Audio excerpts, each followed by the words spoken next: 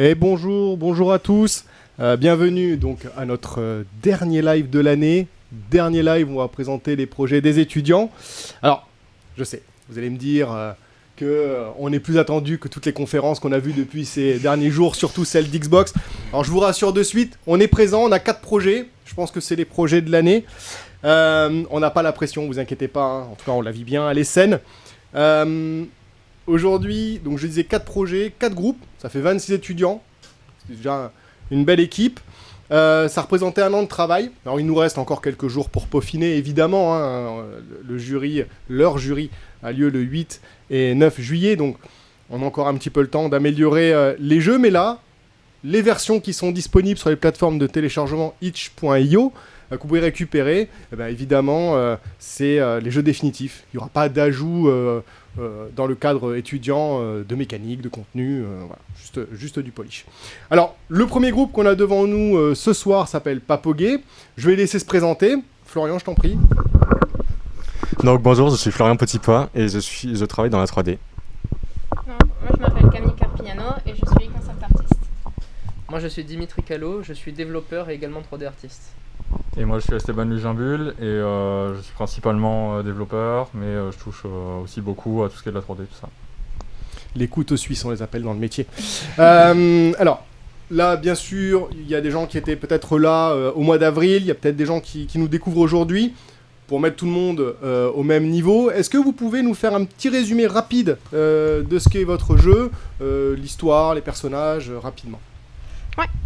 Alors dans notre jeu, on incarne Maria, du coup, qui est une jeune commerçante d'un petit village bien de chez nous, donc Rievolvestre, et qui est peuplé de petits commerces de proximité. Malheureusement, un jour, il y a des grandes marques industrielles arrivent et prennent le monopole du village, et incitant tous les villageois, du coup, à la surconsommation. Donc notre jeu est un tower defense à la 3e personne. Et pour ça, on utilisera des outils qui aideront les villageois à retrouver une consommation du coup plus raisonnée. Alors, ça c'est l'histoire, c'est un petit peu ce qu'on va vivre quand on va incarner votre personnage dans le jeu. Mais est-ce que vous pouvez nous en dire un petit peu plus sur ce qui fait la caractéristique de votre jeu, l'identité de votre projet et sur quoi vous avez mis l'accent tout au long du développement? Donc nous on a vraiment voulu sortir du tower defense 3e personne un peu classique, donc un grand nom, par exemple Orc Must Die. Donc ce qui ressort vraiment du lot, nous, c'est notre décontamination, donc dans notre jeu, la gestion d'entités, qui est très importante et qui rend du coup notre jeu très original. Ce qui aussi, on a voulu mettre un point, c'est vraiment le versus entre les grandes firmes industrielles et les petits commerces de proximité. Donc on a vraiment voulu créer un contraste entre les deux univers, tout simplement. Ok, alors moi ce que je propose, c'est on se regarde un petit bout de gameplay, hein. Je crois que Dimitri a la manette qui le brûle, et je vous laisse commenter un peu les images de ce jeu pour nous montrer un petit peu comment tout ça se met en musique, comment tout ça se met en animation. C'est à vous.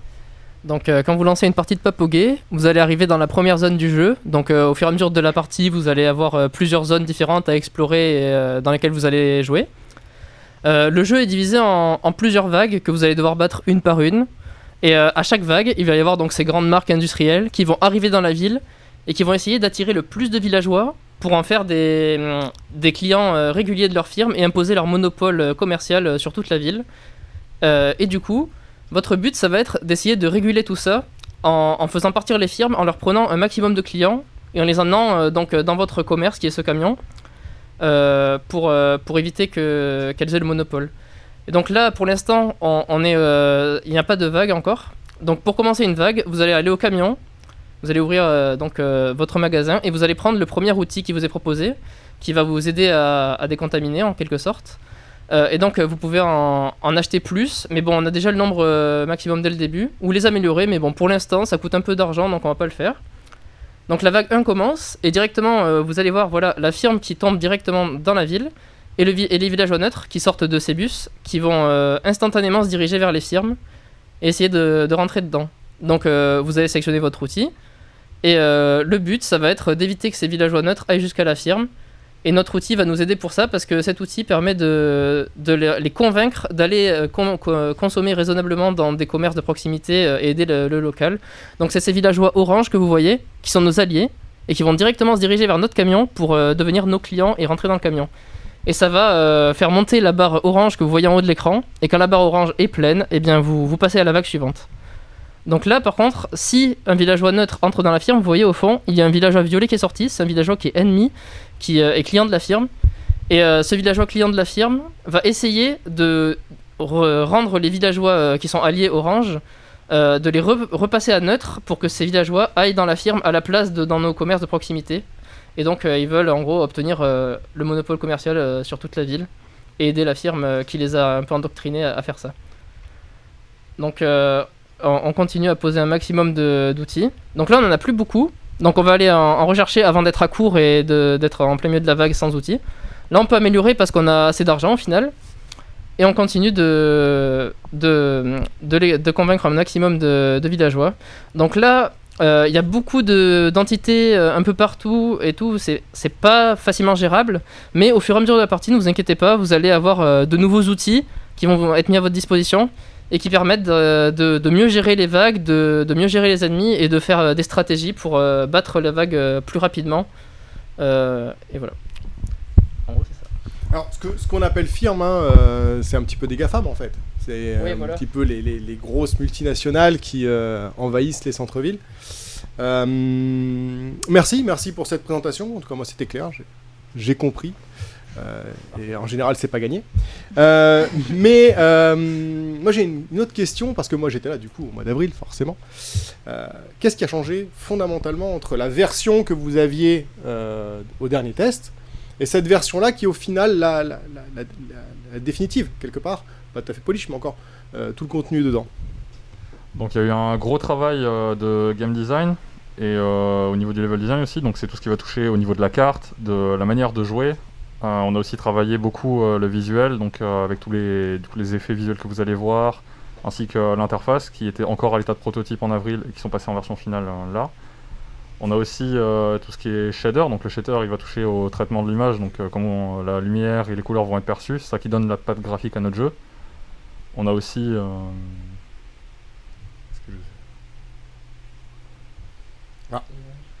On a aussi, c'est la perte des signal. Voilà, là on est arrivé au West, peut-être qu'il n'y a plus de signal, je ne sais pas. En tout cas, il y a déjà pas mal de questions là, qui se profilent et je vais les poser évidemment. Mais moi j'en ai encore une dernière parce que on voit une direction artistique qui est assez assumée. Et ma question est, à qui s'adresse le jeu ? Pour qui là c'est cartoon, est-ce qu'on s'adresse à des enfants, est-ce qu'on s'adresse à des adultes, est-ce qu'on s'adresse à des gens qui souhaitent en apprendre plus sur la consommation à Rio Volvestre, je ne sais pas. C'est à vous. Donc notre jeu est exclusivement jouable sur clavier et souris, donc ce sera pour vous les joueurs de PC, surtout vous qui aimez les jeux de gestion et de stratégie, notre jeu de Tower Defense est fait pour vous. Donc, et aussi pour ceux qui aiment le défi, le challenge dans les jeux, notre jeu va vous allez être appréhendé par notre jeu grâce à toutes les combinaisons qu'on a, la possibilité qu'on a avec les outils qu'on a. Mais aussi ceux qui pensent que vous n'êtes pas visés par ce type de jeu, vous pourrez toujours y jouer et appréhender et admirer le contenu de notre jeu, tout en vous amusant. Et vous aurez toujours le tutoriel pour vous aider à apprendre le jeu au début et à l'appréhender. Alors, qu'est-ce que vous auriez aimé faire, mais que vous n'avez pas eu le temps de faire et qui n'existera pas dans cette version pour votre jury ? Donc, ce qu'on aurait voulu faire, mais qui ne sera pas, déjà, il y a la variété des personnages en 3D qu'on aurait voulu faire, mais à cause de la contrainte de temps, on l'a mis de côté. Aussi, il y a les personnages, les villageois contaminés. On a voulu mettre des passifs et des quêtes secondaires aussi à faire pendant le jeu, qu'on a écarté pour vraiment se focaliser sur le gameplay principal du jeu, qu'on avait vraiment besoin. Et du coup, Ouais, vraiment. tout ce que tu viens de nous expliquer qu'on n'aura pas dans le jeu final, excusez-moi, je suis éloigné du micro et du coup je pense qu'on m'entend plus, hein, je me rapproche du micro. Tout ce que tu viens de nous expliquer, est-ce que c'est quelque chose que vous avez en tête pour la suite? Peut-être un jeu qui pourrait sortir à la suite de l'école, ou est-ce que vous le gardez simplement pour faire un projet étudiant que vous mettrez dans votre book? C'est quoi l'ambition de ce projet? Donc on a plusieurs choses déjà. On a le son qui a été intégré déjà depuis avril, mais qui a besoin encore un peu de travail. On a encore l'équilibrage qui mériterait d'être peaufiné. On aimerait bien pousser aussi un peu plus l'optimisation, puisqu'on aimerait bien qu'il y ait plus un panel plus large de joueurs qui puissent jouer à notre jeu. Donc on aimerait bien pouvoir le faire jouer sur des machines peut-être plus anciennes. Après, on a sorti une version il y a quelques heures que vous pouvez télécharger gratuitement sur itch.io. Mais on aimerait bien aussi poursuivre le développement de ce jeu après nos études, donc avec des mises à jour à un rythme un peu plus réduit vu qu'on ne sera plus à plein temps dessus.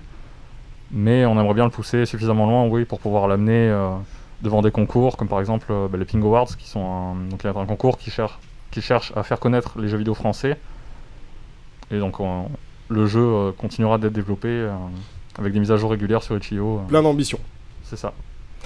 Bon, merci pour cette présentation. Alors ça c'est pas mal débattu là sur le chat. Et une première question qui, je pense, de Cities99, pourquoi Orange égale allié? Et je partage assez cet avis. C'est vrai que je me suis interrogé pourquoi Orange. L'orange c'est pas toujours la couleur qu'on met pour nos alliés.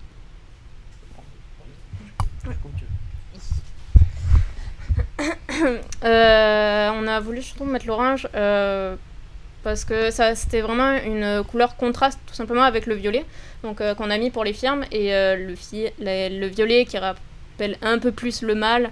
On voulait vraiment caricaturer presque vraiment ce versus, et tout simplement le orange parce que c'est quelque chose qui rappelle plus la joie, le bonheur, plus une couleur plus chaleureuse tout simplement. Alors, il y a plusieurs questions de gameplay. Il y en a deux d'Exosion qui, comme la dernière fois, est plutôt pertinent.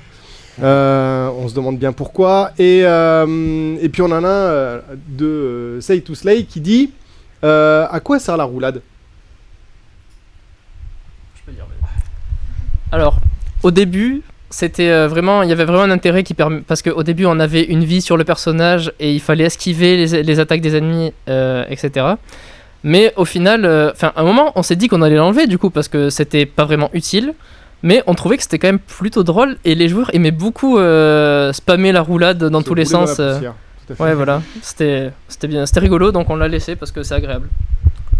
Alors, donc du coup je disais Exosion a posé quelques questions qui dit par exemple il a la sensation que les icônes de l'interface en fait manquent un peu de contraste avec la zone de jeu et qu'on perd un peu de vue quand on est dans le feu de l'action.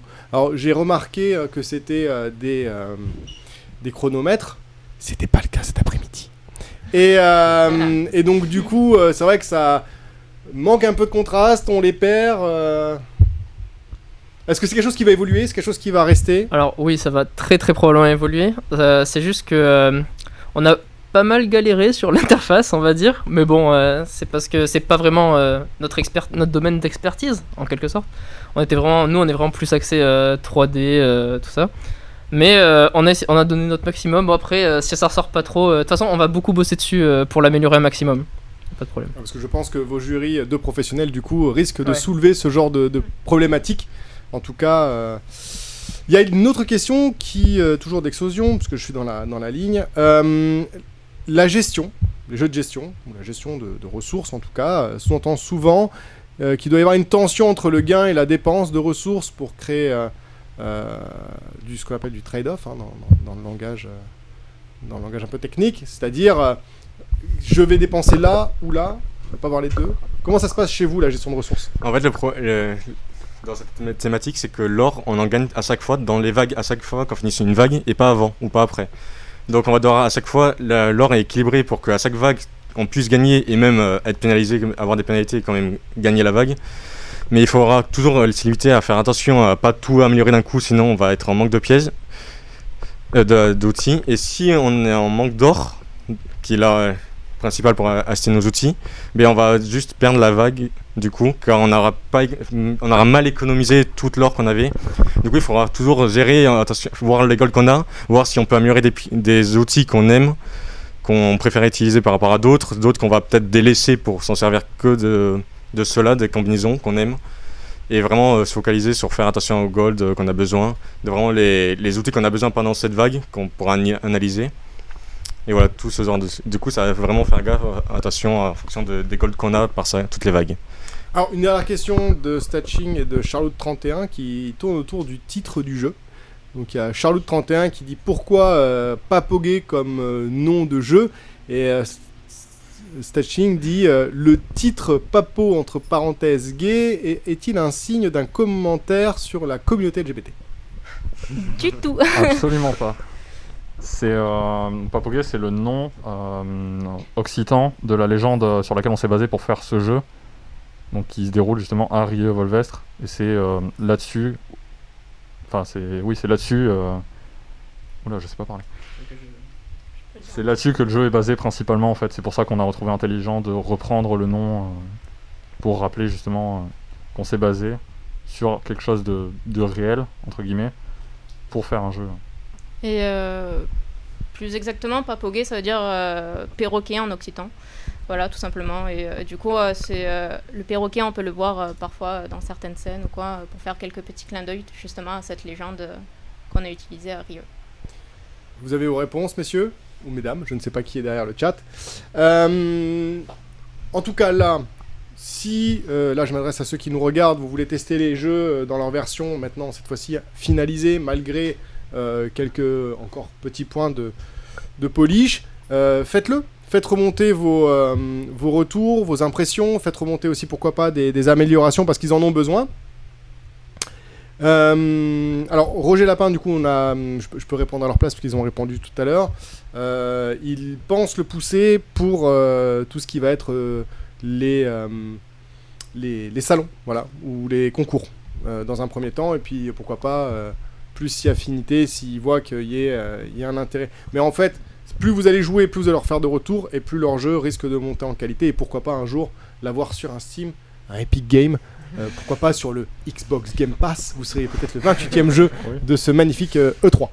Voilà. Oui. Après, pour l'instant, oui, même si il reste encore quelques on va dire, détails à parfaire, pour le moment il sera poussé jusqu'à notre jury dans du polish, et après oui, on pourra ajouter du contenu, parce qu'on aimerait bien vraiment pousser le jeu jusqu'à ce qu'on estime qu'il soit vraiment fini.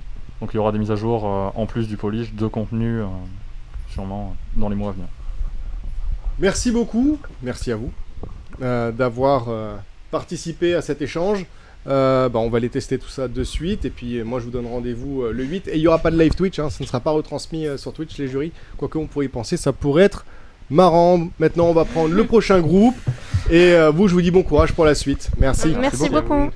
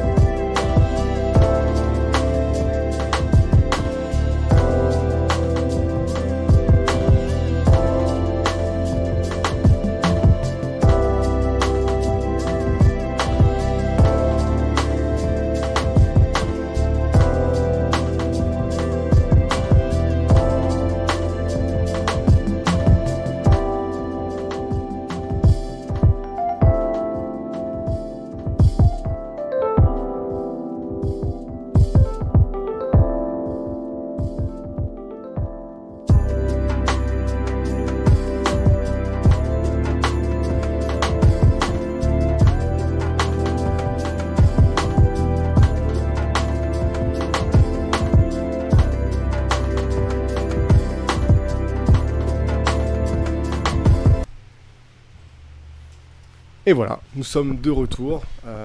J'espère qu'on n'a pas été trop long. Avec le deuxième groupe de la soirée, le groupe de la truelle. Alors, vous m'excuserez, hein, messieurs, mais j'arrive toujours pas à prononcer le jeu. Troller. Si quelqu'un est anglophone et a l'accent, je veux bien, vous le mettez dans le chat. Oui, bien sûr. Alors, vous êtes donc le deuxième groupe. Vous aussi, ça fait 1 an que vous êtes sur ce projet. Là, vous êtes évidemment sur la fin. Et comme le groupe d'avant, et ce sera pareil pour les groupes d'après, hein, est-ce que vous pouvez nous faire un petit rappel pour ceux qui ne vous connaissent pas? Alors, je suis Quentin Gillet et je suis VFX artiste. Moi, c'est Gaël de France, je suis game et level designer. Salut, moi c'est Antonin Beauville et moi je me suis occupé de l'environnement et du gameplay, enfin du codage du jeu. Bonjour, moi c'est Gillian et je m'occupe de la 3D. Voilà. On dit encore codage en 2021? Ça dépend. Ça fait... Je suis un peu Apparemment on dit coding, mais ça, voilà. ça fait peur hein, quand même. Coding, c'est un peu plus hype. C'est Évidemment, voilà. évidemment. Un peu plus de prestance. Alors, maintenant qu'on connaît tous vos intitulés, on sait lire aussi en bas de... Vos voix sont tellement mélodieuses. Pouvez-vous nous rappeler un peu les principes de votre jeu, histoire Alors en fait, donc, pour en revenir à la base de notre contrainte sur ce projet, c'était de réadapter un mythe et légende occitan. Donc en fait, on a un peu épluché un peu tout ce qui s'est passé dans la région, donc en Occitanie. Et on est tombé sur un truc en Ariège, donc un mythe qui raconte en gros l'histoire de 2 potes qui étaient tous les 2 maçons. Et en gros, le problème c'est qu'ils étaient un peu pauvres et qu'ils avaient le même objectif, c'était de construire une église de part et d'autre de la vallée. Et vu qu'ils étaient pauvres, en fait, les mecs, ils avaient qu'une seule truelle pour 2. Et donc, en fait, pour pallier à ça, pour quand même réussir à construire leur objectif, du coup, avant c'était l'église et maintenant qu'on l'a adapté, enfin bref. Pour pallier par rapport à ça, ils se jetaient la truelle à travers la vallée. Et donc, en gros, c'est par un certain pouvoir d'une providence qui faisait en sorte que la truelle, elle arrivera toujours dans la main de son compère. Donc, voilà. Et du coup, on a réadapté cette légende en jeu vidéo. Donc au début on s'est dit qu'est-ce qu'on va faire? Est-ce qu'on va faire un jeu de construction? Est-ce qu'on va faire un versus? On a essayé plein de trucs et au bout d'un moment on s'est dit go, vas-y, on va faire un jeu de course qui a un gros côté arcade et qui a en plus ce petit côté exploration qui fait que c'est un peu singulier par rapport aux jeux de course qu'on peut découvrir en ce moment. Et j'en reviens toujours pas, une truelle. Une truelle comme héros de jeu vidéo, je crois que c'est quand même le héros le moins crédible de l'histoire du jeu. Mais qu'est-ce que vous voulez? Et pourtant, c'est comme il ça. faut être moderne. Voilà. Alors là, dans la présentation que tu as fait, tu parles de jeux de course, d'arcade, d'exploration. Est-ce qu'on peut en parler un peu dans le gameplay? Ça fait ces 3 éléments mixés ensemble dans le jeu de la truelle. Ouais, du coup, pour commencer, pour ce côté arcade, c'est que on a un gameplay super accessible et très intuitif. Du coup, on s'est basé sur les codes de jeux de course. Avec Wipeout, du coup c'est notre grosse référence pour ceux qui connaissent, avec du coup l'accélération et le frein pour les vieux comme plein de gens, j'imagine.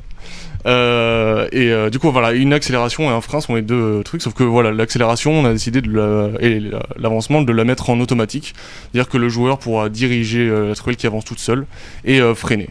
Donc voilà, ça crée une tension un rythme qui fait que les joueurs ils doivent choisir assez vite où ils doivent aller, qu'est-ce qu'ils doivent diriger, et donc un bon rythme de jeu. Mais du coup c'est pas punitif, on a quand même décidé de pas mettre de vie dans ce jeu. Du coup on peut quand même se balader dans cette vallée, dans cet grand environnement dans lequel on fera des allers-retours du coup entre les deux maçons qui vont construire chacun de leur côté. Et voilà, donc on va faire je crois 4-5 allers-retours, 4-5 allées dans la vallée. Donc on a voulu faire un environnement explorable plusieurs fois, dans un sens comme dans l'autre, avec plusieurs passages. C'est-à-dire qu'il y a plusieurs chemins possibles, ouais, c'est ça, des passages secrets, des raccourcis. Qu'il y a des petits passages qu'on peut emprunter, différents environnements, c'est-à-dire qu'on va avoir une forêt, une grotte, une rivière, des passages. Il y a des poissons, il y a des gros poissons, des gros poissons. Incroyable. Et voilà, du coup pour revenir juste sur ce côté arcade et exploration, on a des récoltables, des collectibles qui serviront à la fois de guide et qui vont pousser à essayer d'aller dans les différents chemins qu'il y a et qui vont servir un système de score qu'il y aura tout au long du jeu. Voilà. Moi ça, le score ça me parle. Scoring, effectivement quand on parle de jeu d'arcade c'est presque indissociable. Comment ça se traduit là dans ce roller? Alors, comme dans la plupart des jeux, quand on ramasse des collectibles, ça donne du score, du coup ça fait monter des points. Et nous, on a pris cette mécanique, on a décidé de la renforcer. Donc quand on va frôler des obstacles, ça va créer un multiplicateur qui va donc nous faire gagner plus de points. Et de ce fait-là, frôler des obstacles plusieurs fois, ça va créer une sensation de slalom, de glisse, ça va être assez smooth. Mais derrière, ça va nous faire une prise de risque évidemment, qui sera que minime. Mais si jamais on touche un obstacle, ça va nous couper. Et déjà, il y aura le fait de couper le multiplicateur, mais il y aura aussi le fait de couper cet élan, justement, cet effet de glisse. Voilà. Mais on n'a pas de vie, donc ça va pas tant que ça impacter le jeu. Alors, plein d'infos. Vraiment plein d'infos. Moi, ce que je propose, c'est on regarde ce que ça donne manette en main. Vous allez commenter les images. J'espère que vous êtes bon en jeu de course. Mais il est fort. Faites-nous rêver les pro players. Facile ce jeu. E-sport, c'est aujourd'hui. Let's go. E-sport. T'imagines un e-sport sur de la truelle quand même. Ça serait bien. Un jeu e-sport, ce serait incroyable. Et tout. On fait des replays sur les crashs. Hein. On est d'accord. Oui, En mode burn-out On en mettra slow-mo. votre visage aussi sur le côté. Genre, gros zoom. Donc voilà, déjà on arrive dans la vallée, on a une introduction du premier personnage donc, qui est les deux compères de la légende. Donc lui, il s'appelle Martin. Et donc on commence du côté de la rivière. Donc on peut voir déjà que la rivière est très très claire et que c'est comme une sorte d'autoroute. Donc ça pour le coup ça a été assez facile à décider. Oui, parce que c'est bien connu, les truelles vont toujours sur les autoroutes de rivière. C'est connu de tous. Ça va plus vite. Normal. Et oui, donc pour revenir à ça, ça nous fait parler de la lisibilité par exemple, parce que comme on peut voir là, il y a beaucoup d'arbres, il y a de l'herbe qui bouge de partout et tout. Et donc au début, les premiers essais qu'on a fait, c'était un peu cafouillé, on n'arrivait pas à rendre compte où est-ce qu'on était réellement et où est-ce qu'il fallait aller. Donc en fait, on a travaillé sur tout ce qui est colorimétrie, les contrastes. Donc on peut voir que la truelle par exemple, elle est assez claire, c'est de l'aluminium quoi. Et du coup, genre ça contraste quand même pas mal par rapport aux rochers qui sont par exemple plus foncés. Donc on peut très vite discerner que ce sont des obstacles. Et donc là, comme disait Gaël, il y a plusieurs environnements. Donc là, vous voyez, on passe de la forêt, qu'on repasse après sur la rivière, et là, bam, on passe dans la grotte. Donc il y a plein de petits chemins qui sont comme ça, cachés partout, et plein de petites surprises. Et voilà quoi. Donc les recotables aussi, comme on disait, qui sont aussi là pour nous guider inconsciemment. Et donc pour en venir aussi à tous les obstacles, il y a aussi des éléments dynamiques. Et donc là, par exemple, ce qu'on vient de se prendre, c'est un teuffer. En bois. En bois. Parce qu'on a vu Très dur, de ça bois. peut faire. Ah mais faut être moderne. Mais à la base, c'était juste en délire qu'on s'était tapé. On s'est dit, on a en ariège, pourquoi pas faire des petites blagues comme ça. Et donc il y en a un autre aussi élément dynamique, quand on parlait des rivières et des très gros poissons, et qu'on va sûrement s'en prendre tout à l'heure. Et donc voilà, c'est ce qui fait un peu aussi la diversité du gameplay, qui est pas juste des cailloux qui soient nos ennemis. Ouais, c'est ça qu'on avait un peu au début, c'est que sur le premier live, si vous étiez là, on avait un truc assez... Enfin, on avait justement pas ces éléments, et donc voilà, c'était un peu terne et plein. Enfin, pas terne, non, pas terne. Ça manquait de vie. C'est faux, ça manquait de vie, voilà. Alors maintenant, il y a plein de vie. L'insert du pont, c'est parce qu'en fait, ils construisent un pont avec une truelle. Ouais, Ils sont super forts ces derniers joueurs. C'est des super maçons. C'est parce que c'est l'ariège. C'est à la mode. Et donc voilà, sur les éléments dynamiques, du coup on a décidé de faire un élément par zone, donc les poissons pour la rivière, les tuffers pour la forêt, et on s'est retenu pour la grotte, parce que la grotte c'était déjà bien assez serré, assez challenging, sans qu'on ait besoin de rajouter autre chose qui bouge et qui nous embête dans tous les sens. Et donc voilà, là on a cette petite forêt que voilà, pareil, c'était ce que disait Antonin sur la lisibilité, c'est qu'au début c'était principalement la forêt qui pêchait sur comment se diriger et voir. On a enlevé beaucoup d'éléments. Au début il y avait beaucoup d'arbres et de cailloux dans tous les sens, et on se cognait à tirer à l'arigot. Donc voilà, ça commence à être pas mal. Après voilà, c'est ce qu'on... Je tiens à féliciter le joueur là, parce que il est quand même assez incroyable. Là, il est plutôt pro player. Non, mais là, quoi, je pense que là c'est replay. Vraiment, il est fort quoi. Hein. Ouais, c'est vrai. Et puis beau membre aussi. Ça c'est la private joke. Alors ça va. Ah, ça me met très bien. Et donc voilà. J'aime beaucoup le beau membre. Alors, pour ceux qui n'avaient pas l'anecdote, c'était une petite coquille qui était restée, qui avait beaucoup amusé des testeurs qui étaient venus, professionnels évidemment, oui, voilà, sinon c'est pas drôle. Oui, voilà. Et une femme en plus pour ajouter. On s'en souvient. Alors, là tout à l'heure on a parlé de rejouabilité. Visiblement, votre jeu pouvait être fait dans tous les sens. Mais dans quelle mesure il est rejouable ? Ok, alors notre jeu est en effet très rejouable dans la mesure où il se sépare en 2 temps. Le premier temps, c'est lorsque le joueur va découvrir le jeu. Il va tout simplement apprendre du niveau, il va découvrir les nouveaux éléments qui sont des obstacles, il va essayer de trouver des repères, de voir où est-ce qu'il est, etc., de connaître un peu, voire même les patterns des obstacles. Et une fois que, après, donc, on va dire, ce fait qu'il ait appréhendé le jeu, le joueur va en fait passer dans une autre étape où il s'est dit ok, maintenant j'ai peut-être assez exploré le jeu, il est peut-être temps que je le masterise, dans le sens où il va essayer de frapper plus fort, c'est-à-dire qu'il va essayer de cette fois-ci viser le score tout simplement, et essayer donc non pas cette fois explorer le niveau, mais plus essayer de chercher un peu tous les collectibles, tous les trucs vraiment cachés, les esprits, essayer d'améliorer à fond son score, etc. Et en fait, on appréciait beaucoup ce côté-là parce que ça permet d'avoir un peu ce côté très satisfaisant lorsqu'on jouait de notre côté, par exemple, et de voir qu'en fait, on a fait un score de malade mental, et qu'avec les autres potes, on n'arrivait pas à se départager, etc. Donc c'est dans cette mesure-là que notre jeu est très rejouable. Ok, alors, une dernière question, parce que je vois des commentaires là qui arrivent, et puis... je pense que ça va répondre à 2-3 questions. Il y a plein de questions, les gars. Préparez-vous, faites des flexions, des petites pompes. Sachez qu'ici, il fait au moins 55 degrés. Je les respecte parce qu'ils ont des masques. Et il faut respirer. Moi, je suis très loin de tout le monde, mais j'ai mon masque aussi, évidemment. Oui. Donc, c'est quoi ce qu'est-ce que vous allez rajouter à votre jeu ? Alors, malgré tout le contenu que vous avez déjà mis, hein, d'accord, les allers-retours avec tous les passages, parce que c'est quand même un travail assez important. Qu'est-ce que vous voulez rajouter, ou est-ce que vous pensez rajouter des nouvelles choses ? Pour répondre, je pense pas qu'on va rajouter de trucs d'éléments très singuliers, mais ce qu'on pourrait rajouter, ce serait des modes de jeu, de la custom de truelle, mais tout ça viendra vraiment après. Là, il faut vraiment juste polish le truc à fond, mais il n'y aura pas de nouveaux ajouts vraiment majeurs comme, je sais pas, d'autres tuffers qui font des sauts à droite à gauche au lieu qu'ils fassent des roulades. Non, tout ce qui est maintenant restera là. Ouais, il n'y aura pas de nouveaux éléments de game design pour l'instant, ça va être polish, rajouter des éléments visuels et sonores qui manquent un peu pour l'instant, c'est-à-dire les retours sur quand on ramasse un collectible, c'est pas spécialement satisfaisant, mais il manque encore des VFX, enfin des effets visuels, voilà. Ok, merci pour toutes ces infos.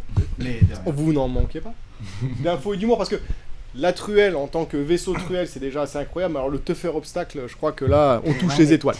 Avec nous, c'est comme ça. Comme ça.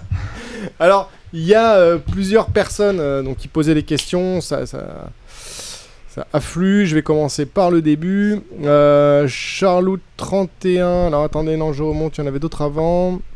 Ah oui, on attend que ça. Excusez-moi, il faut que je remonte. C'est là.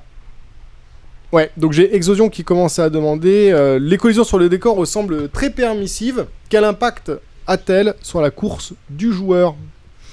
Alors ouais, ça c'est un truc qu'on a beaucoup galéré, dont on galère beaucoup encore, qui est un peu compliqué. C'est-à-dire que c'est le contrôleur qu'on a qui dans sa formule mathématique un coefficient de bug, mais bon c'est de la faute des maths. C'est toujours la faute des maths. Toujours la faute des maths. C'est facile. Hein. Non, voilà, après maintenant ça va être essayer de créer d'arranger ces obstacles pour en faire en sorte que si ça rebondit, ça envoie pas la truelle dans le décor. Donc voilà, ça va être une histoire d'arrangement des obstacles et c'est ça, de l'affinement un peu sur le niveau qu'il va y avoir.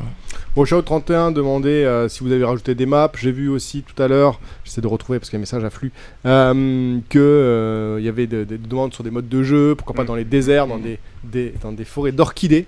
D'orchidées. Oui, d'orchidées. Okay, c'est toujours mieux que les forêts de pâquerettes.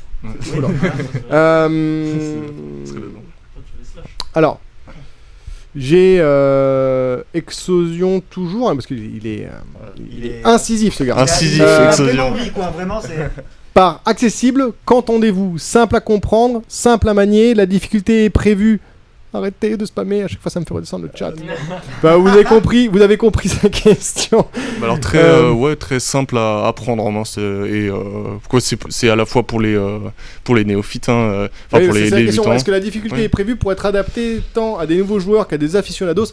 Excuse-moi de t'avoir coupé. Oui, non, pas de On va le dire souci. à la fin. Non, du coup, la difficulté est telle quelle, mais le fait que ce soit pas facile à prendre en main et qu'il n'y ait pas de mort prévue rend la chose pas difficile et la courbe d'apprentissage sera forcément plus longue pour quelqu'un qui n'y connaît rien, mais se fera quand même.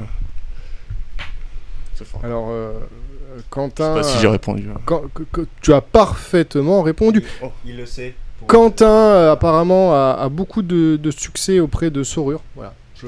Il y a ton numéro de téléphone qui est demandé sur le chat. Donc, non, mais ça, c'est l'aura du développeur. Alors 06. Merci pour ça. Bah oui, évidemment. Alors attendez, parce que je remonte. Comment se calcule le score? Vous arrêtez de spammer. Je suis têtu, je vais le retrouver. Je suis sur le projet d'avant. Je pense que tu veux faire de la question, non? Non, cycliste assassiné par une truelle fusée. Je vais y arriver, hein. C'est promis, je vais y arriver. Il faudrait qu'ils mettent une option dans Twitch qui nous empêche de redescendre. Oui, je suis d'accord. Bon, Vincent Gillet qui dit bel effet de vitesse. Peut-on imaginer d'autres maps comme plein d'autres maps? Ça a coupé parce que c'est possible. à chaque fois. Ils le font exprès en fait, la commune est en train d'envoyer des petits messages quand essaie d'en trouver un. Bravo, ça c'est fair play, merci beaucoup. Puis quand tu lis, il appuie sur une lettre. C'est ça. Non, ils font des petits smileys. Non mais en soi oui c'est possible de rajouter d'autres maps, mais laissez-nous 6 mois de développement en plus et oui let's go quoi. Ce qu'on se disait du coup c'est que déjà pour un jeu de course aussi ça aurait bien été bien de faire un mode 1v1 aussi pour se challenger entre truelles ou une map ouverte dans cette grande forêt qu'on a aussi, c'était sympa, on a testé. Alors c'est un peu long, je vais essayer de le faire avant que ça saute.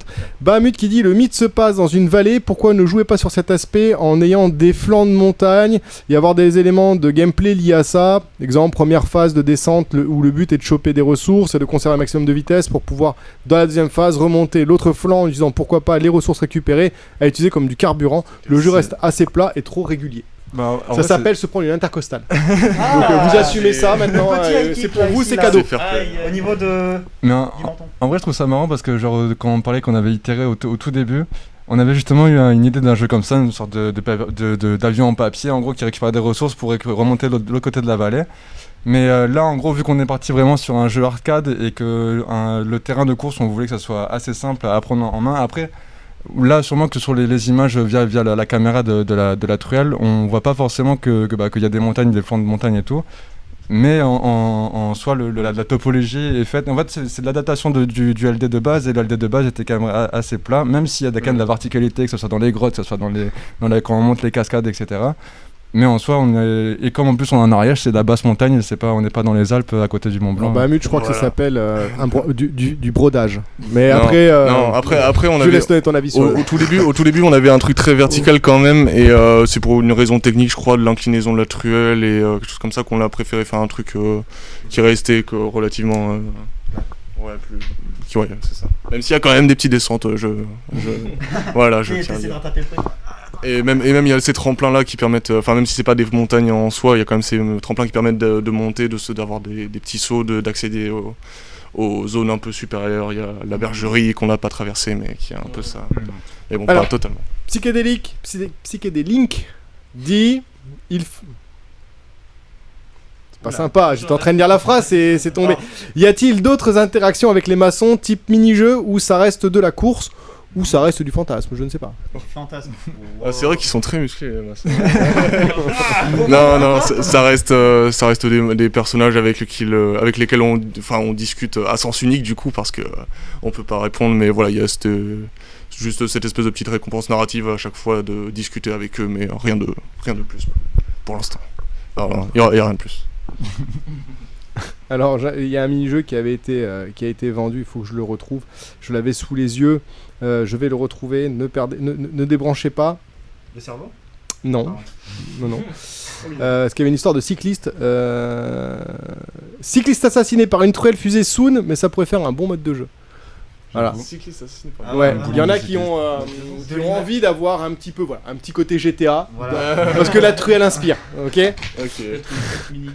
À quand le skin doré, je rajoutais même à quand les hauts faits, à quand les trophées, à quand tout ce qui finit par. C'est vrai. 6 mois de développement.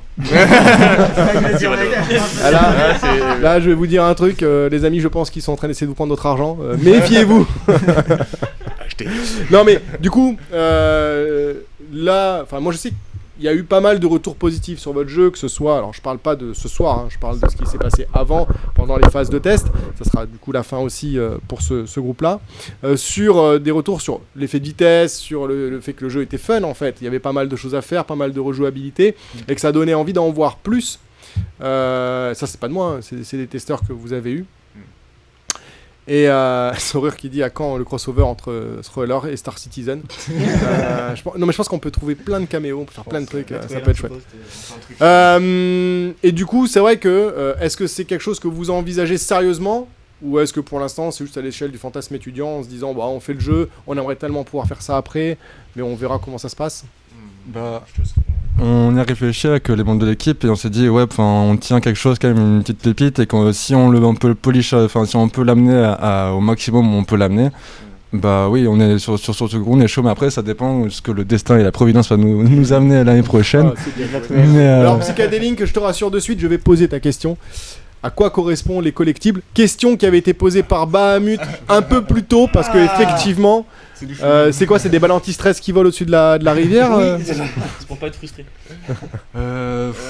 Essayez de vous sortir de cette question, on vous regarde. C'est du chewing-gum. Ça va être... Ah ouais, on s'est beaucoup posé sur la nature du collectible, et on est arrivé sur une espèce de boule d'énergie du coup qui attire les pierres autour de soi. Du coup, on lit ça un peu à un secret. On n'a pas eu beaucoup de trucs par rapport à ça, mais il y a des esprits dans la forêt qui seront des secrets à trouver. Et voilà, c'est leur faute. C'est incroyable. C'est leur faute. Voilà. Il y a des boules d'énergie dans les montagnes basses en Ariège. Vous savez quoi? Je vais vous laisser. Vous Volante, pouvez aller sur le chat de itch.io et comme ça, si vous avez des questions comme ça, vous pouvez. Ça va relancer le tourisme, tu m'étonnes. Est-ce que mon grippin pourra faire tourner... Ah oui, tiens, question optimisation. Il y a... Je pense que tu... Alors, Koum Flatulator, tu as mis le doigt sur quelque chose qui est assez intéressant.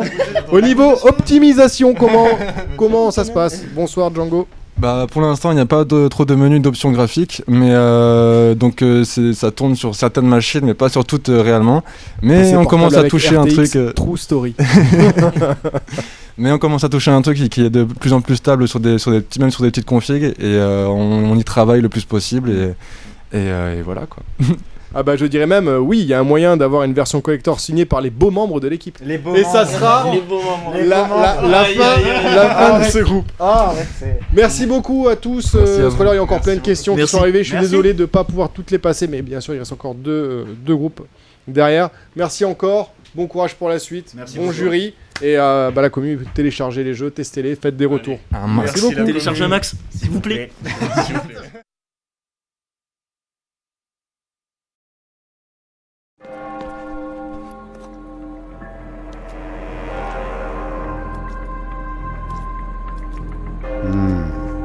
Encore quelqu'un.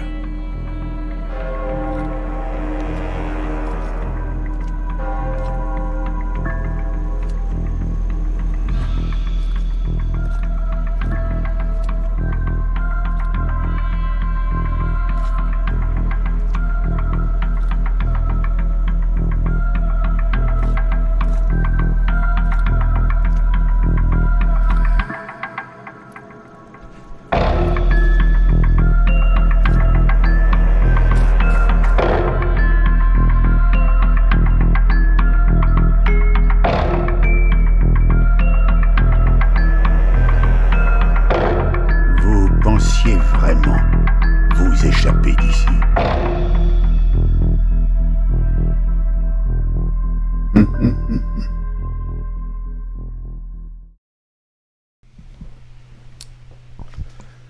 Eh bien, on est de retour pour le troisième et avant-dernier groupe de la soirée. Alors, j'avoue, le trailer, je l'avais pas vu. Il y a une voix à l'intérieur du trailer. Cette voix me semble pas inconnue. Ouais, effectivement. Elle est libre de droit, c'est ça? En tout cas, on a eu l'autorisation. Mais ouais, c'est Benoît Alman qui a accepté très gentiment de doubler un de nos personnages principaux, le mendiant. Et donc Benoît Alman, pour ceux qui ne connaîtraient pas, c'est un doubleur français assez connu, notamment fait des jeux vidéo, des voix de narrateur dans Man of Medan, dans WoW, et dans plein de films et séries pendant la trilogie Batman. Qui il fait la voix sa plus connue, c'est Morgan Freeman. Donc on le remercie vraiment infiniment pour avoir accepté. Bah oui, merci à lui parce que c'est une chance qu'on n'a pas tous les jours. Ouais. Je pense qu'on peut le remercier aussi de la confiance qu'il a apportée à votre jeu parce qu'il l'a fait, si je me trompe pas, sur un jeu qui était en cours de développement finalement. Ouais. Exact, ouais. Alors, moi, comme les autres groupes, évidemment, tout le monde n'a pas suivi le projet depuis le début de l'année. Tout le monde n'était peut-être pas là lors du précédent live en avril. Du coup, vous nous faites une petite présentation là de bien vous. Sûr. Alors, hein? Bah du coup, vas-y, présente-toi. Ah, on présente le groupe. Ouais. Tu peux te présenter, Duncan. Je vais me présenter quel est ton d'abord, intitulé? Quel est ton poste? Donc moi, je suis Duncan Larané et au sein de notre groupe, je suis le développeur et programmeur du projet. Moi, je suis Loris. Je suis le car artiste sur le projet. Alors, car artiste, c'est... J'ai fait le personnage, sa modélisation en gros. D'accord. Et d'autres choses en soi. Merci. Moi, je m'appelle Hugo Gallardo. Je me suis occupé de tout ce qui est environnement, intégration et faire le lien entre les objets extérieurs et dans le jeu. L'intégration, c'est quand on prend les objets et qu'on les met dans le jeu. On les prend de l'extérieur, fait dans un moteur ailleurs. Moi je m'appelle Valentin Mambrezac et je me suis occupé game design, level design et partie sonore sur le projet. D'accord. Alors, et on pense à Mathilde et Benjamin qui sont du coup pas à l'image aujourd'hui mais qui ont travaillé avec nous. Mathilde sur le concept art et Benjamin sur la modélisation 3D. Il y avait aussi des remerciements à faire sur deux autres personnes, je crois. On a eu aussi la chance d'avoir l'accompagnement collectif de SNLR, si je me trompe pas. Ouais, c'est ça. Et donc Félix Rudel et Manon Petit-Prez qui nous prêtent leur voix pour faire le personnage du joueur dans le jeu. Et Nino Petit-Prez aussi qui nous a fait la musique gentiment que vous avez pu entendre dans le trailer. Eh ben, ça annonce que du bon pour la suite. Trailer donne envie, casting premium. Vous êtes les expandables du jeu vidéo étudiant. Bravo. On est là, au moins. Je pense que c'est alors, maintenant, j'aimerais qu'on passe un petit peu au projet en lui-même, au jeu. Vous pouvez nous faire pareil un petit rappel sur l'histoire, les personnages, contexte. Donc pour le petit rappel du coup, dans notre projet, on joue un vidéaste qui apprécie d'explorer des lieux chargés en histoire et qui profite occasionnellement de ses visites pour se trouver des petits trésors, des objets pour se faire un petit bénéfice par-dessus et qui apprend par une rumeur l'émergence d'un village qui a été révélé sous un lac qui a récemment desséché, à côté de la ville de Lourdes. Il décide de prendre une longueur d'avance sur les archéologues qui ont été commissionnés sur place. Et il va se rendre compte qu'en fait, il s'est engagé dans une aventure bien plus sombre que ce qu'il pensait. Ok. Alors, d'ailleurs, je précise. J'avoue que ne serait-ce que le teaser là, c'est déjà beaucoup plus avancé que la version qu'on a eu la chance de voir il y a quelques semaines de ça. Et il y a eu des pas de géant faits entre les deux versions. Et du coup, est-ce que vous pouvez nous en dire plus sur la progression, sur le gameplay du jeu peut-être, sur les graphismes, sur le sound design, parce que de ce que j'ai compris, il y a du son maintenant. Ouais, bien sûr. Du coup, premièrement, on a bien avancé sur notre gameplay, notamment sur les animations dans nos mécaniques principales qui sont le franchissement et la destruction, comme vous avez pu le voir un peu dans le trailer et que vous le verrez dans le gameplay, qu'on a rendu plus immersive et plus fun, qu'elle s'approche le plus pour pas que ça vous dérange dans votre expérience narrative et d'exploration dans le jeu. On a également fait un gros travail au niveau environnement pour essayer de faire en sorte que cette ville, ce village médiéval, ait vraiment une allure médiévale d'époque. mais tout en gardant cet aspect enseveli, immergé même sous l'eau depuis plusieurs siècles, et toujours debout pourtant. C'est un peu mystérieux, donc on vous laisse aller explorer et trouver pourquoi elle est toujours debout. Juste sur l'environnement, ça se situe où géographiquement, c'est une ville fictive, c'est une ville qui existe, elle est positionnée quelque part? Dans l'histoire, en fait, de notre légende, c'est la ville de Lourdes. Et c'est pour ça qu'on l'a appelée Anciana Lorda, qui veut dire ancienne Lourdes. Et du coup, elle se trouve à côté de Lourdes, dans le lac de Lourdes. D'accord, ok. Ça fait partie de la légende, c'est ça, hein? C'est ça. Ouais. C'est ça.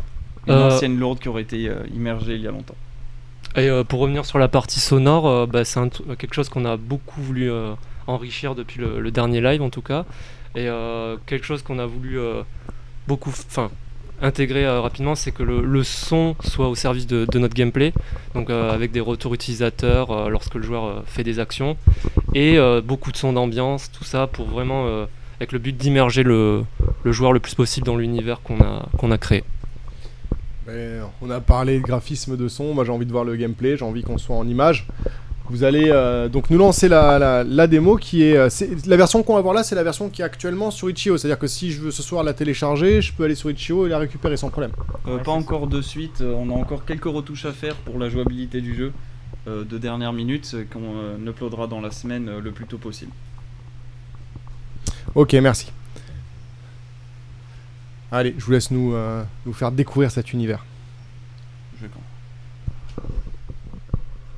Donc là, on va arriver dans le camp des archéologues qui aurait été commissionné pour venir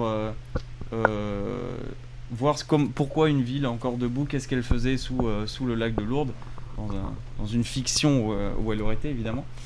Et on va pouvoir commencer l'entrée dans le village et l'exploration dans celui-ci.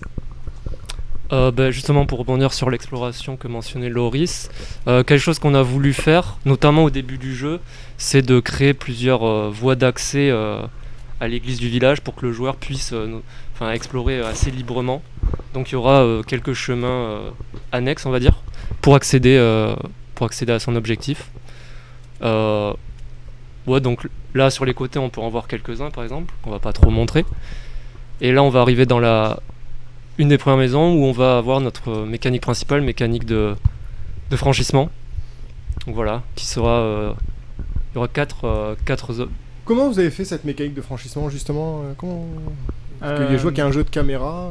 Oui, alors en fait, on s'est beaucoup inspiré de jeux qui l'ont bien mieux réussi avec leurs propres ressources, notamment Outlast ou les métros par exemple. Petit sauteur ici, c'est les transitions qu'on doit encore retoucher, notamment pour les questions de jouabilité dont je vous avais parlé tout à l'heure. Ouais. Du coup, pour revenir à ce que je disais, donc la mécanique de franchissement, en fait, on a installé en fait comme des points de repère sur lesquels le joueur va se placer et il va défiler d'un point de repère à l'autre sur la mécanique de franchissement avec des animations qui vont complémenter l'immersion. Mais vous avez, à des moments donnés, vous êtes inspiré d'images réelles, vous avez... Oui. On a nous-mêmes enregistré des petits moments marrants entre nous, on a nous-mêmes enregistré avec une petite GoPro sur la tête, simuler cet effet caméra, et on a repris faire un peu de rotoscopie, ce qu'on appelle, et pour simuler des mouvements de caméra un peu réels et pour être un peu plus immersif dans les déplacements que le joueur doit faire.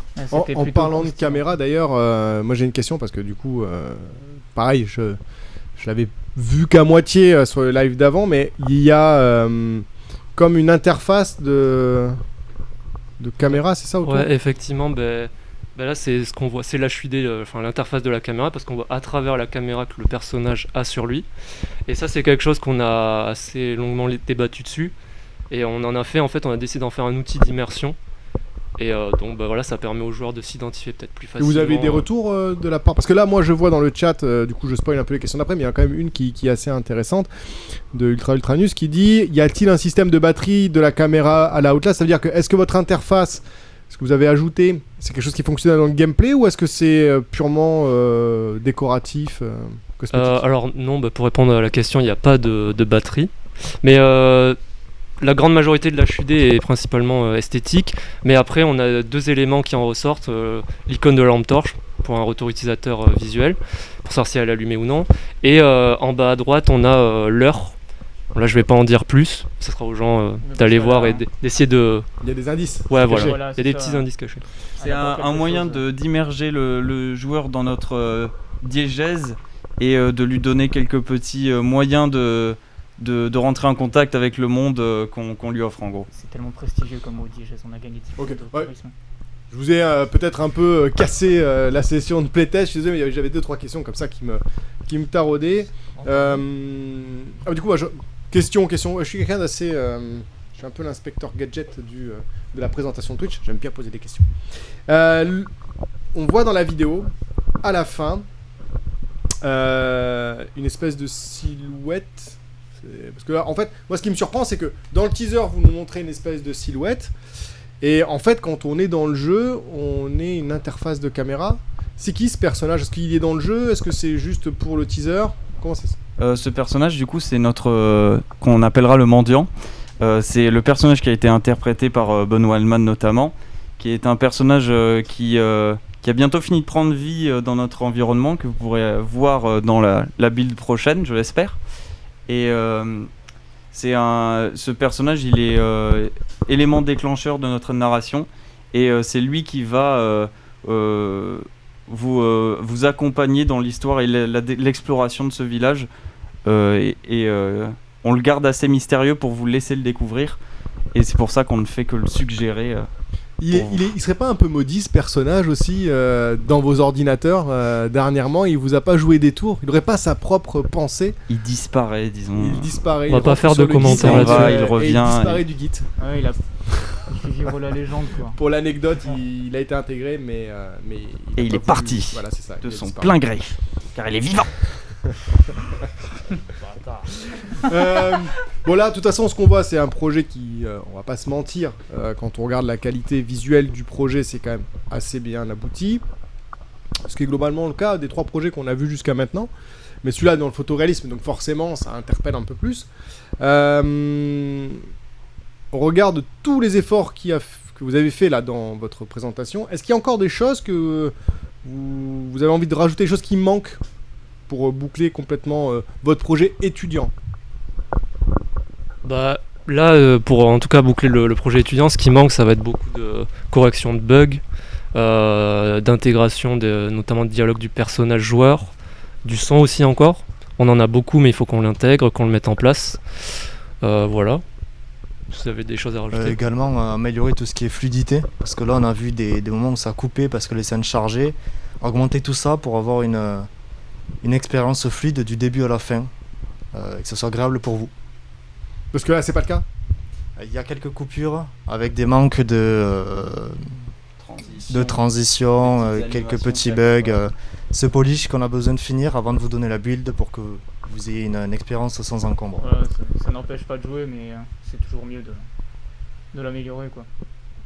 Alors, moi j'ai entendu dire, dans les couloirs, une discussion entre personnes, je sais pas si c'est confidentiel ou pas, je laisse traîner mon oreille, que vous avez l'ambition, pour le coup j'ai posé la question aux autres groupes, mais apparemment vous c'est déjà plus ou moins acté, vous avez l'ambition de continuer ce projet à l'issue de l'école en fait, et de l'amener à être un vrai jeu qui serait disponible sur les plateformes de jeux traditionnelles à l'achat, c'est ça?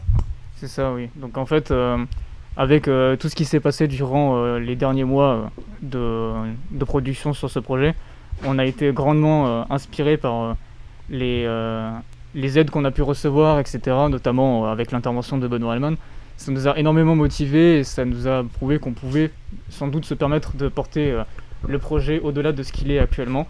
Et c'est actuellement notre ambition pour tout le groupe, clairement. Donc là, actuellement, notre objectif, ça va être de terminer ce projet, d'en faire un jeu fini et abouti. Et une fois que ce sera fait, qu'on en sera fier et qu'on sera capable de le présenter, on espère pouvoir l'amener auprès de personnes qui seraient intéressées de nous guider sur cette lancée. N'hésitez pas à nous faire des retours du coup. Écoutez, moi c'est tout ce que je vous souhaite. Effectivement, comme le dit Hugo, dès qu'on a envie de pousser le projet plus loin, on a besoin de la communauté.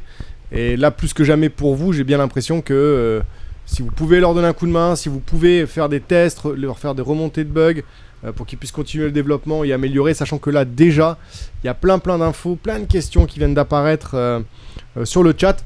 Donc là je vais rentrer dans le vif du sujet. Je vais le faire à l'envers parce qu'à chaque fois je remonte et quand je suis en haut, le chat il me fait tout redescendre, donc je vais commencer par la fin. Y a-t-il un milliardaire de dispo dans le chat? C'est pour des amis. Si l'info, voilà, je balance l'info sur le Bon Coin. On cherche un milliardaire sur Amazon, sur ce que vous voulez. Amut qui dit Unreal Engine 4, Megascan, texture en 8K, c'est parti. PC RTX, 64 Go de RAM, un core i9, un PC à 4000 balles quoi. Tout a été fait à la main et sur Unity.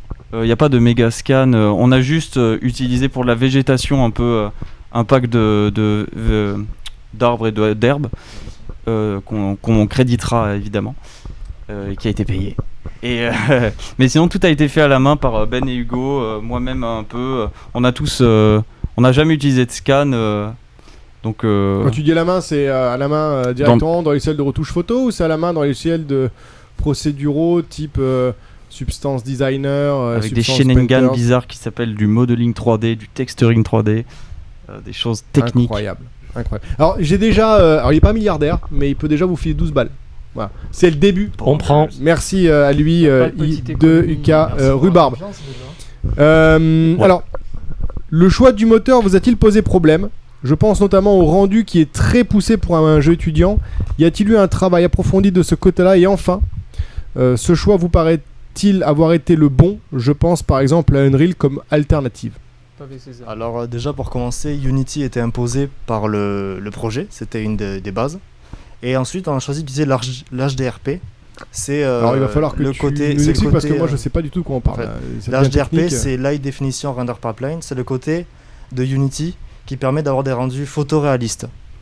Et du coup on a choisi ce côté-là parce que déjà de 1 on le maîtrisait et de 2 on visait presque dès le début un rendu assez poussé niveau qualité. Et donc pour nous c'était le meilleur choix.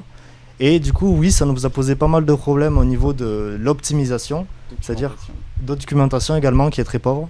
Faire en sorte que le jeu soit fluide, tout ça, ça nous a demandé des efforts supplémentaires, mais des efforts qu'on n'a pas dû mettre dans apprendre un autre moteur par exemple. Du coup ça a des faiblesses et des qualités. Donc je pense que si on pouvait avoir Unreal, on serait peut-être parti sur Unreal, mais sinon on s'en est très bien sorti je pense. Alors, vous avez quand même Saurure qui dit qu'il a testé le jeu à ses débuts, où il n'y avait pas de texture. Visiblement, c'était un peu pérave.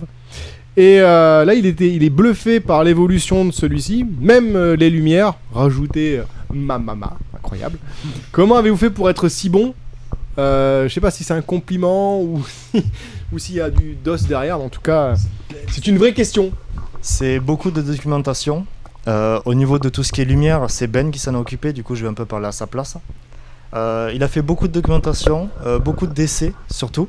Il a essayé beaucoup d'ambiances différentes qui ont évolué avec également nos changements de direction artistique, nos changements de direction au niveau du jeu, fondamentalement de l'histoire. Et je trouve qu'il a fait un très bon boulot. Et sinon, pour tout ce qui est environnement, toujours pareil, beaucoup de documentation, on a essayé de prendre le plus de références possible. Notamment de lourdes, étant donné que c'est censé être lourde.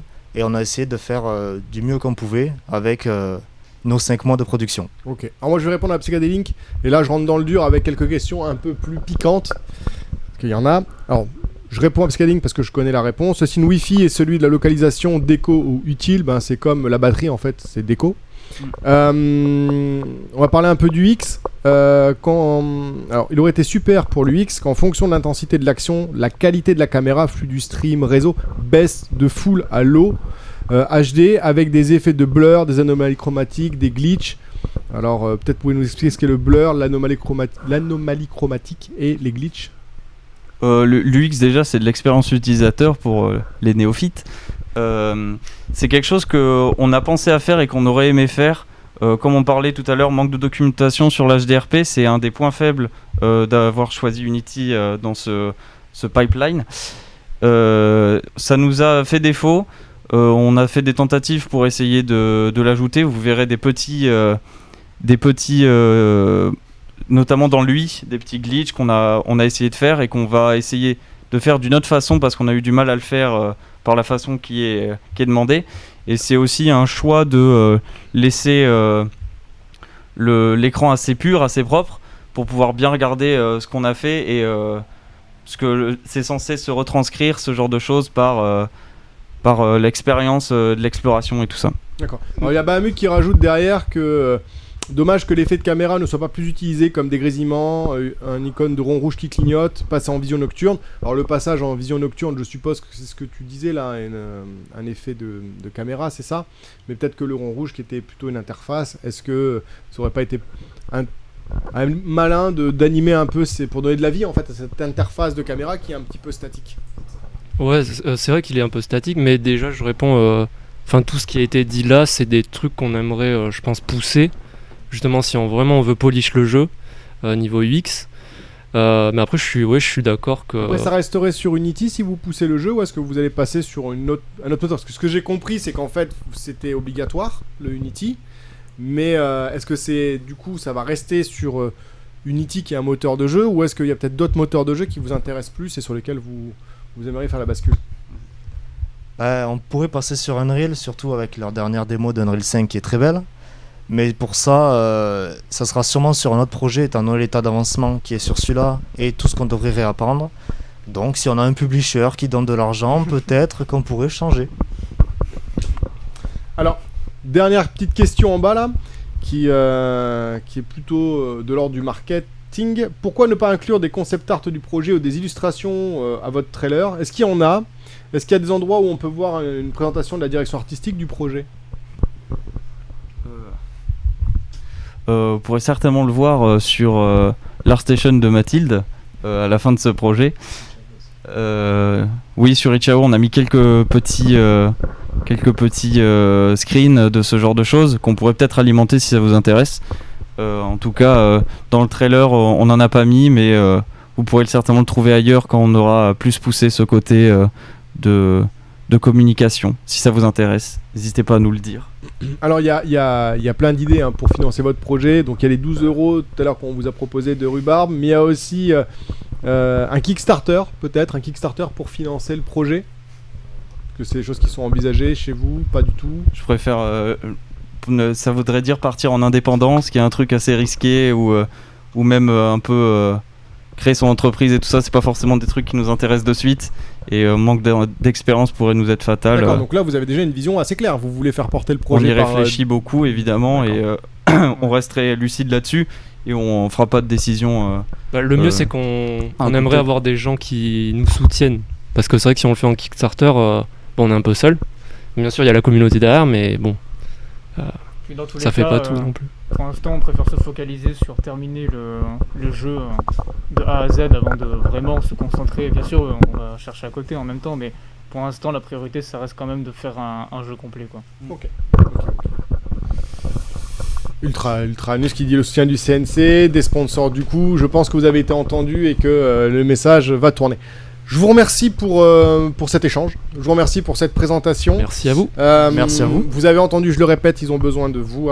N'hésitez pas à faire tourner le jeu auprès de vos amis, de votre famille, que tout le monde puisse le tester. Si vous en sentez l'âme charitable, n'hésitez pas à faire des retours sur le gameplay, sur les bugs, sur les différents éléments pour les aider, les faire avancer.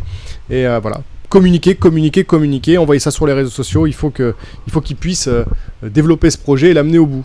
Par pitié, ça fait 3 jours. Exactement. Cafard, là, ça va pas du tout. Allez, merci messieurs, je vous souhaite une excellente soirée. Au revoir. Merci beaucoup à vous. Merci. À vous. Au revoir.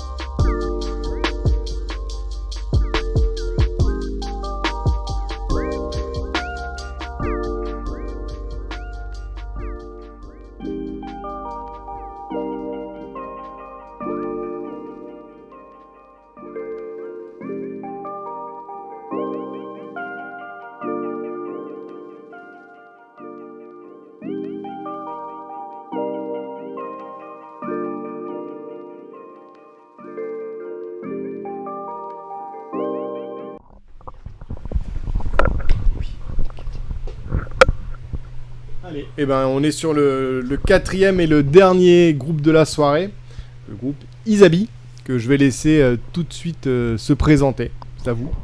Bah, du coup, bonsoir. Je suis Théo, je suis 3D artiste dans le projet. Je m'occupe principalement de la structure de la grotte et de l'éclairage. Bonjour, moi c'est Loïc Serrier et je m'occupe du dev et du level design. Bonjour, je suis Simon Nicolo, je me suis occupé de gérer la partie direction artistique ainsi que de la création des personnages en 3D, donc l'antagoniste et le protagoniste. Et bonsoir, je me prénomme Axel Bouquin, je suis le lead de ce groupe, donc j'ai géré toute la partie organisation et synergie entre les pôles, et j'ai aidé à la conception d'objets en 3D du coup. Ok, merci. Alors là, c'était pour la petite présentation rapide du groupe. Maintenant, j'aimerais qu'on me resitue un petit peu le projet Isabi. Qu'est-ce que c'est? Qu'est-ce qui se passe à l'intérieur? Qui on incarne? Alors, notre jeu est un platformer 3D qui s'inspire de la légende du même nom, Isabi, dans laquelle un serpent géant hante les pâturages de Isabi. Donc, on a repris ça pour en faire un boss qui sera présent dans notre jeu. Et on incarne Léonie, une petite fille de 8 ans qui va devoir traverser l'environnement pour retrouver son petit nounours et quitter ce mauvais cauchemar. C'est mignon. Moi, je me rappelle quand j'étais petit aussi, j'avais besoin de mon petit nounours pour quitter mes cauchemars. Qu'est-ce que vous avez travaillé le plus? Sur quoi vous avez mis l'accent, en fait, au cœur du projet Isabi? Essentiellement, essentiellement, on a mis l'accent sur la partie graphique, la direction artistique, qu'on a choisi colorée, dynamique, pour qu'elle soit agréable à l'œil et qu'elle plaise à la majorité des gens. Ok. Alors, là, on dit que ça s'adresse à la majorité des gens. J'aimerais bien qu'on s'arrête là-dessus. Alors moi, je vois l'image de fond pour l'instant. Je me dis, on dirait un jeu un peu cartoon. C'est qui votre public, en fait? Alors en fait, on a essayé de faire un jeu accessible pour tout le monde, même si la difficulté peut rendre le jeu du coup difficile pour des joueurs très jeunes ou des personnes qui n'ont jamais touché à un jeu vidéo. Il faut pour ça aimer faire... Mais c'est plus difficile qu'un platformer classique. Oui, c'est un peu plus en 2D. C'est un peu plus dur, et il faut aimer faire du platformer 3D et avoir une logique pour les énigmes. Ok. Alors, je sais, parce que j'étais là quand les retours ont été faits, j'ai passé un peu de temps avec vous, que vous avez eu beaucoup de retours, que ce soit des testeurs ou que ce soit des professionnels, puisqu'on a eu la chance d'accueillir une entreprise qui est venue tester tous vos jeux, le vôtre et les autres. Et du coup, est-ce que cette expérience-là de playtest, et surtout les playtests avec les pros, ça vous a aidé? Qu'est-ce que ça a apporté à votre projet? Ah bah oui, les retours nous ont grandement aidés, que ce soit de la part des joueurs ou des professionnels. Donc The Seed Crew, qu'on remercie et qu'on salue en passant, qui nous ont extrêmement bien aidés avec leur regard neuf et vraiment pro sur notre manière de faire les choses. Que ce soit les joueurs ou donc eux, on a pu être éclairés sur ce qui devait être accentué, ce qui devait être amélioré et même ce qui devait être retravaillé tout simplement. Alors qu'est-ce qui devait être amélioré concrètement dans votre jeu avant ces tests et du coup qu'est-ce que vous avez amélioré grâce à ces retours dans la version qu'on a aujourd'hui? Un exemple qu'on peut donner, donc, c'est les mouvements qui étaient un peu trop rigides au départ. Certains nous ont dit qu'ils avaient l'impression de jouer un camion-bus. Et du coup... Ouais, c'était un peu violent, ouais. Camion-bus, voilà. Ouais, pour le coup, c'est une petite fille, c'est ça? Oui, c'est ça. C'est un peu différent du coup. Et du coup, on a essayé d'améliorer la chose pour rendre ça plus agréable aux joueurs, les mouvements plus faciles, etc. Vous les avez revus? Vous leur avez soumis une nouvelle version? Vous avez des nouveaux retours de leur part? Je parle de The Seed Crew. The Seed Crew, non, mais on a gardé contact au cas où si on avait besoin d'aide de la part de la narratrice qui nous avait proposé son aide parce qu'on galérait sur le scénario, on a galéré. Et du cofondateur aussi de The Seed Crew qui nous a également proposé son aide sur tout ce qui était game design, level design. Donc ils sont là. Ok. Eh ben écoutez, moi ce que je propose c'est de voir cette fameuse dernière version qu'on va découvrir ensemble. Donc je vous laisse prendre la manette et puis de nous lancer le stream. Allez-y, je vous laisse commenter. Bah, du coup, comparé à la dernière fois, vous pouvez voir qu'on a ajouté un petit temps de chargement explicatif. Oui, c'est on c'était a de eu. course. Ce sera modifié. Oui, ce sera modifié bien sûr. Là, on voit la porte qui a été rajoutée, qui se ferme aussi, pour rajouter un peu de l'or. Donc, en ce qui concerne l'éclairage aussi, on a rehaussé les lumières pour pouvoir voir sur le live. Elles sont en plein chantier, toutes les lumières elles seront améliorées par la suite. L'ambiance est encore à améliorer, l'ambiance globale. Aussi, là, ce que vous allez voir, on a réglé certains petits soucis qu'on peut avoir. Il y a, par exemple, là, on a rajouté donc des options dans l'interface. On peut changer les touches, c'est trop bien. Il y a, là, ce qu'on va voir aussi après, c'est le réglage d'un bug en fait qui était maintenant, lorsque par exemple on utilise le cristal, il se met dans la bonne direction. Alors j'ai vu là, il y avait une petite interface presse E, ça va rester comme ça ou c'est des choses que vous avez Non, ça c'est aussi quelque chose qu'on va modifier pour rendre ça plus joli. Ça fait partie des choses qu'on a modifiées. Là aussi, on a du coup la récupération du nounours. C'est plus des capsules, c'est plus cool comme ça. D'accord, mais c'est quoi ce... On récupère le... Comment ça marche? En fait, on récupère des morceaux du nounours parce que le nounours s'est fait dans l'histoire déchiqueter par le serpent et il faut récolter dans le niveau des morceaux du nounours pour gagner le jeu et refaire le nounours entier. Donc il y a aussi les nouvelles portes là, comme vous pouvez voir, qui ont été rajoutées. Ça a l'air un peu corsé là, les systèmes de plateforme. Et ensuite, il y a le rajout du serpent avec ses animations et maintenant ses attaques, comme vous pouvez le voir. Cependant, il est toujours en travaux, il faut régler quelques petits problèmes et lui rajouter sa texture propre.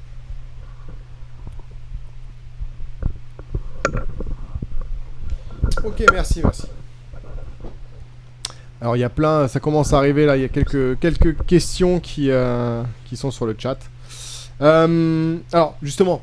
On va rester sur le serpent parce que bon, j'ai vu un truc flotter, une espèce de truc gris là, c'est le serpent, c'est ça? Il est en chantier, ouais. Ok, il est en chantier.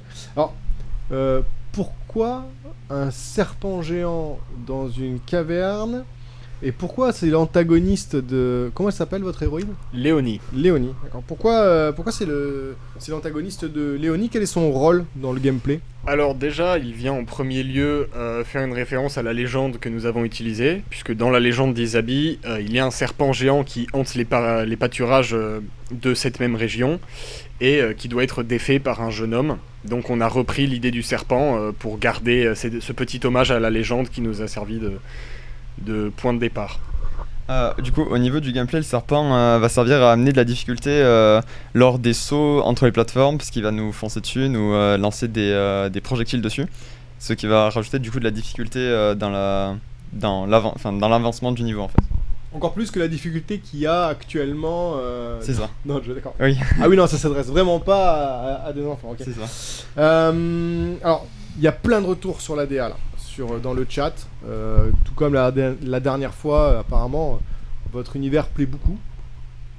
Et la question qu'on peut se poser, c'est vous, dès le départ, vous aviez déjà visé cette direction artistique, ou est-ce que c'est quelque chose qui arrivait plus tard? Et pourquoi, du coup, vous avez fait ce choix de DA? Qu'est-ce que ça apporte, en fait, à votre univers avec la petite fille, le songe, l'ours Alors, déjà on a choisi de faire de la 3D parce qu'un platformer 3D nous parlait plus et nous plaisait plus.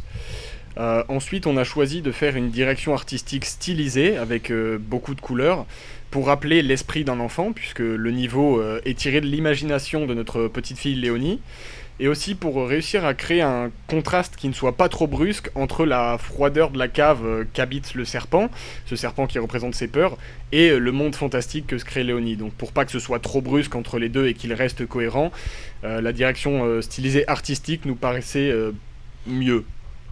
Ok. Bah écoutez, merci pour toutes ces questions, parce qu'il y en a, et toutes les réponses que vous apportez à mes questions, mais il y en a encore plein dans le chat. Je vais les prendre de la première arrivée jusqu'à plus haut. Comment sont exposées les mécaniques? Y aura-t-il une phase de tutoriel? Si le joueur se perd, comment retrouve-t-il son chemin? Combien y a-t-il de mécaniques au total? Wow, c'est une question qui a plein de questions en fait. Oui. Alors déjà, pour l'instant, on a un écran qui affiche les touches en brut, mais ça va pas rester comme ça. Là, ce qu'on est en train d'ajouter, c'est les touches qui vont être montrées au fur et à mesure de l'avancement du joueur lorsqu'elles seront nécessaires.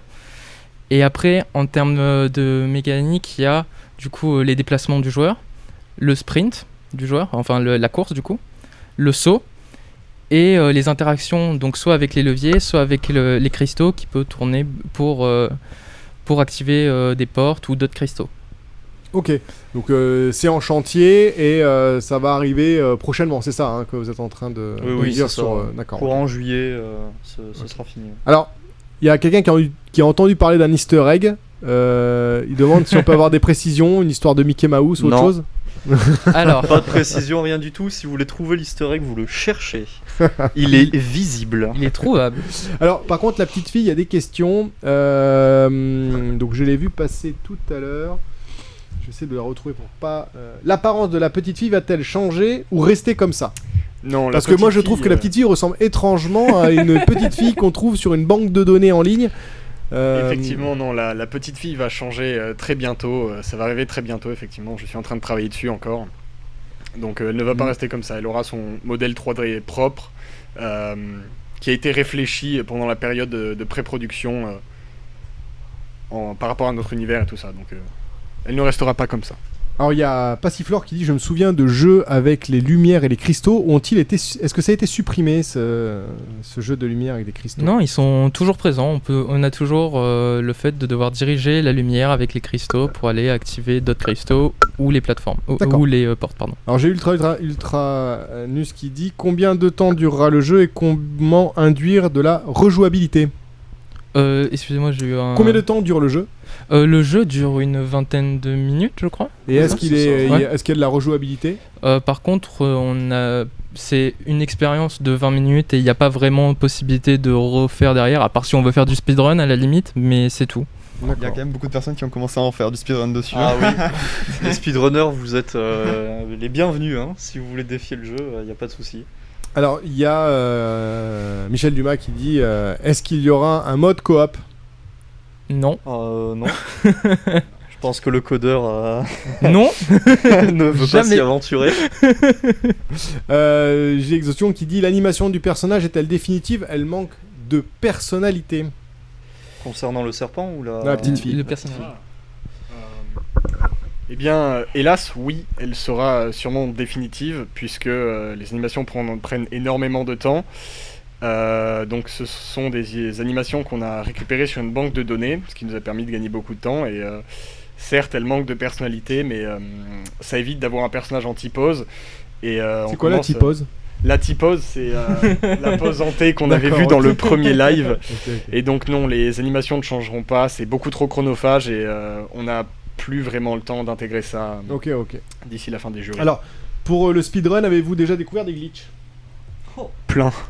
C'est vrai. Oula. Il y en a de moins en moins quand même, mais au courant de la production, ouais, les speedrunners ont été très utiles, surtout pour trouver ce qu'on appelle des soft locks, donc des problèmes qui nous permettent plus d'avancer dans le jeu et qui nous contraignent à recommencer en fait. Et ils ont aussi découvert plein de trucs qui permettaient de passer des parties entières du jeu. Il y avait beaucoup de raccourcis à travers les murs. Hein.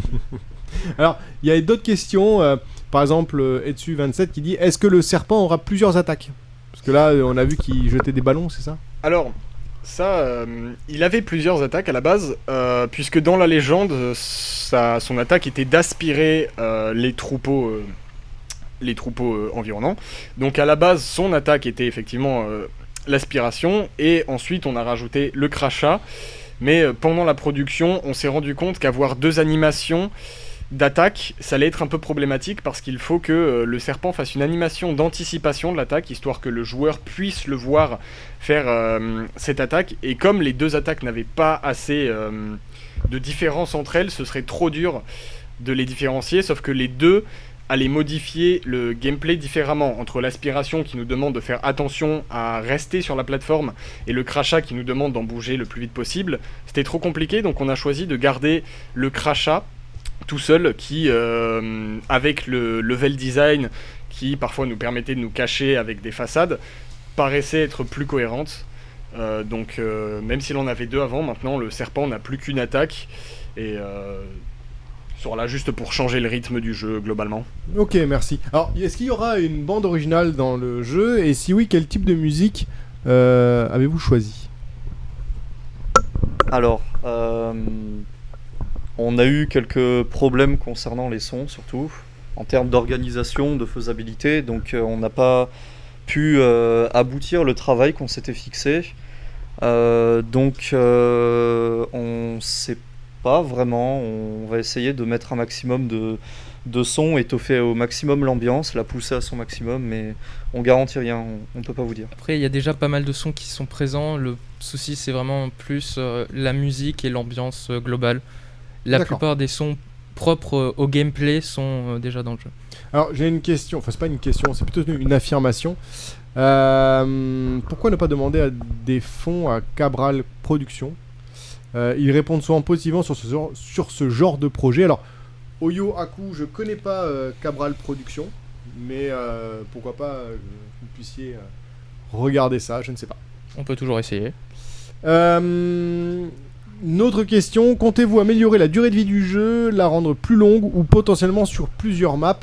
Ce qui induit le fait que est-ce que vous allez laisser ce projet en l'état, c'est-à-dire finir sur un projet étudiant, ou est-ce que vous allez le pousser un peu plus loin? Alors, c'est un sujet qui a été controverse dans le groupe, donc on en a débattu et on pense pas le continuer suite à nos études. Donc, mais notre objectif reste de le pousser à son maximum, mais on pense pas le pousser plus loin.